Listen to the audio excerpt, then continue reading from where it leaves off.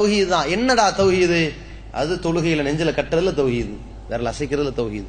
திருமணம், கபருடைய பிரச்சனை, ஜனாசாவை அடக்கம் செய்கிற பொழுது நபி வழி அடிப்படையில் நிறைவேற்ற வேண்டுமே என்கிற ஒரு போராட்டக்களம். அங்கே நீ யார்? அன்னைக்கு வெளியூர் போயிட்ட, இந்த நயவஞ்சகம்.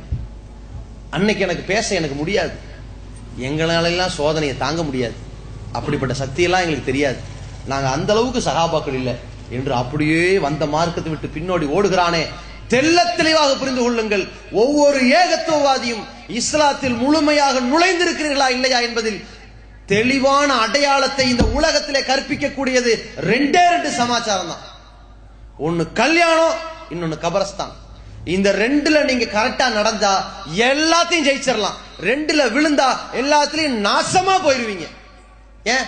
ரெண்டுல தானங்க சொந்தத்தை சந்திப்பான், ரெண்டுல தானங்க பந்த பாசம் எல்லாம் வரும். இந்த ரெண்டுல தாங்க இஸ்லாத்தை தெரிஞ்சவன், தெரியாதவன், எதிர்க்கிறவன், ஆதரிக்கிறவன், நடிக்கிறவன், நயவஞ்சத்தனம் பண்றவன் அவ்வளவு பேரையும் பார்ப்பான். அப்பதான் ஆரம்பிப்பான்.